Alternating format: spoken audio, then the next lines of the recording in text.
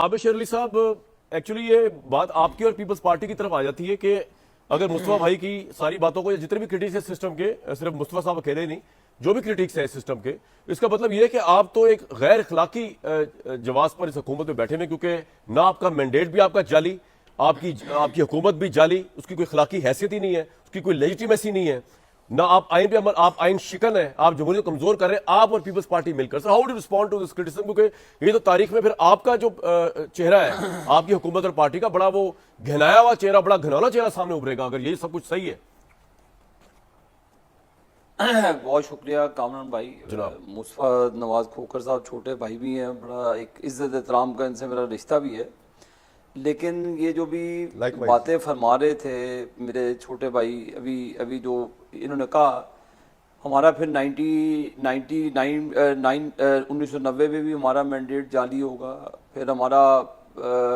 96-97 में भी जाली होगा, फिर हमें लोगों ने 2008 में इधर पंजाब में मुंतखब किया, फिर 13 में भी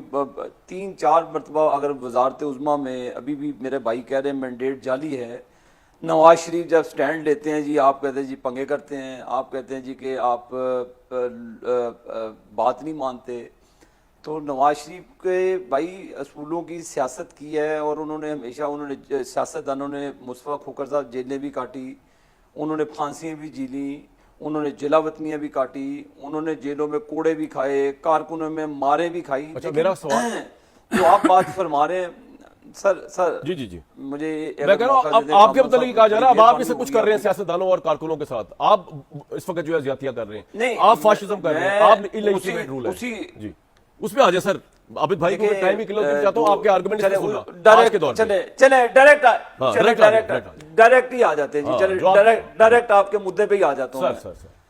अब मुस्तफा खोखर साहब, क्या आपको आईने पाकिस्तान इजाजत देता है कि आप जना हाउस पर दावा बोलकर उसको आग लगा दें, आप फौजी जर्नैलों की वर्दियों को लटकाएं बांसों पर, और आप कहें जी कि इमरान खान के भांजे को नाजायज पर्चे में गिरा गया है? अगर मोहतरमा यासीन राशिद साहबा क्राउड को पुल करके ले जाती हैं कोर कमांडर के हाउस, कहते जी घुस जाओ अंदर,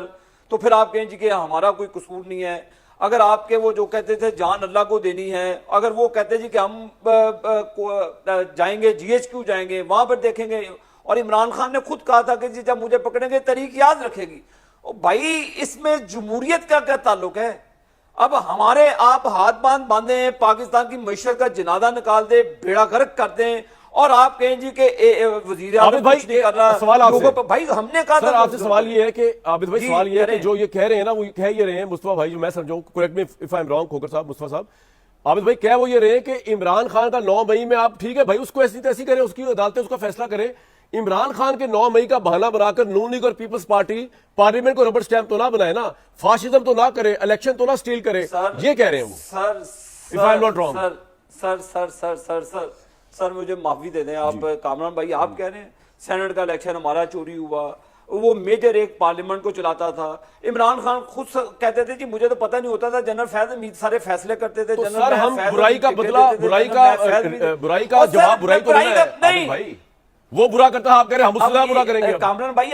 जी। अब कोई मेजर चलाता है पार्लियामान को, कोई इस तरह के फैसले होते हैं क्या? वजीर आजम अब हम तरक्की कर गए, मैंने किसी जर्नैल की ड्यूटी लगा दिया। भाई आप खुदा के लिए रियलिटी बेस्ड गुफ्तगू करें। यहाँ पर शाद भट्टी साहब का भी, मैं अभी तकरीर सुनूंगा उनकी भी, वो भी ऐसा भाषण निकालेंगे पेपर ऐसे, तो एक हमारे पे स्टोरी सुना देंगे यूं यूं यूं यूं। ओ भाई आप लोग उस गुनाह का हिस्सा रहे हैं। भट्टी साहब के जमाने में हिरवट के केस बने, हमारे उस दौर में हिरवट के केस बने, हमारे लोगों को जेलों में डाला गया, किसी को बतख चोरी के जेल में डाल दिया गया, किसी को मोबाइल की चोरी में जेल में। यार तो छटोगे नहीं, हमने किसी,